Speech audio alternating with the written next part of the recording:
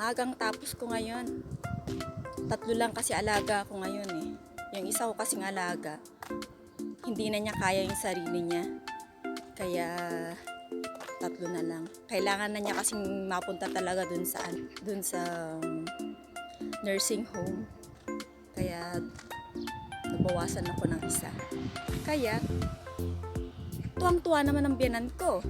Kasi may katulong siya eh. Sasamahan ko siya ngayon. Samahan niyo ako ngayon sa farm.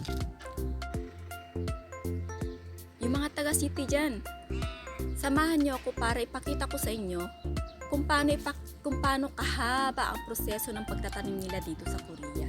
Kasi alam nyo na, malamig ang panahon. So, tara let's! Bababad na tayo ng palay. 얼마예요, 어머니? 60일. 아직 안 됐어요. 60일. 넣어도 봐도 돼요? 봐도 돼요? 물? 뜨거워? 아, 그냥 뚜껑에.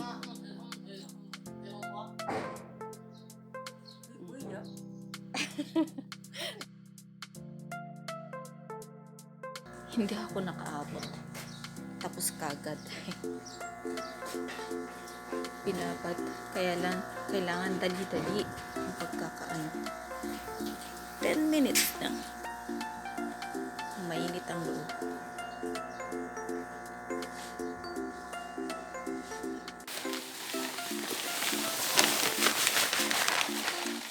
Ngayon naman guys, ipapakita ko sa inyo kung paano sila naglalagay ng lupa sa tray.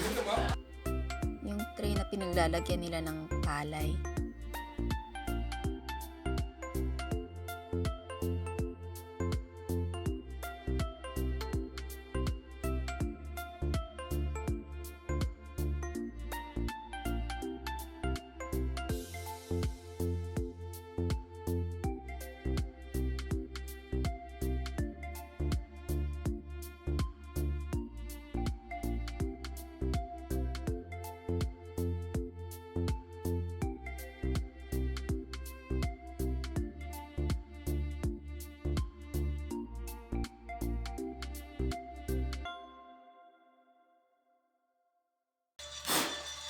Ilalagyan ng plastic yan kasi maraming butas.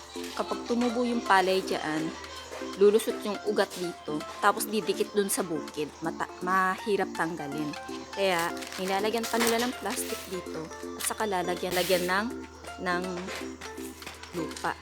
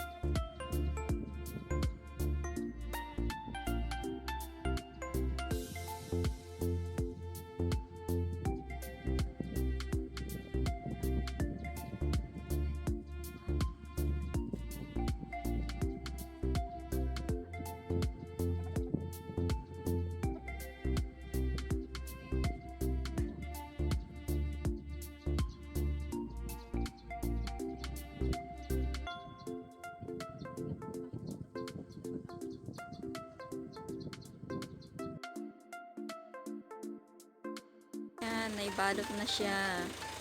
Konti na lang. 3 days lang yan bago itanim. 3 days lang yan, tapos ilalagay yan sa labas.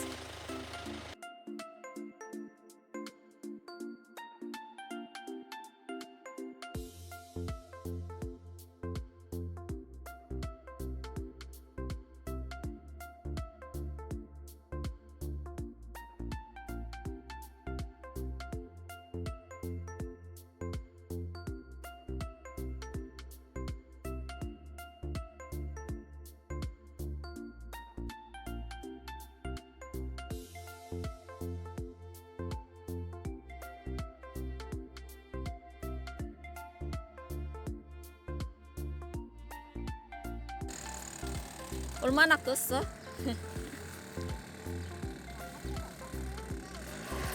예.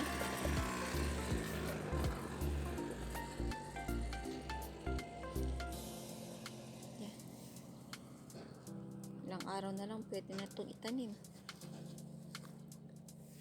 Ito. Yung aming ginawa. Inisa-isa namin yan. Nilagay yan sa box. Tapos yung nakita nyo, oh, yung nagbitak-bitak. Hindi tubig na yan. Putik na yan. Hindi ka na makakapasok ngayon. Gawa yan. Sana hindi sumobra, hindi rin kumulang ang aming palay ngayon sa taon to. Itulad last year, ang dami-dami. Sobra.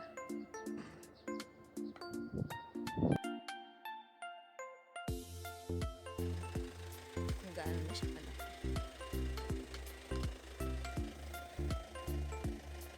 Kaya pala yung kinumutan kasi malamig.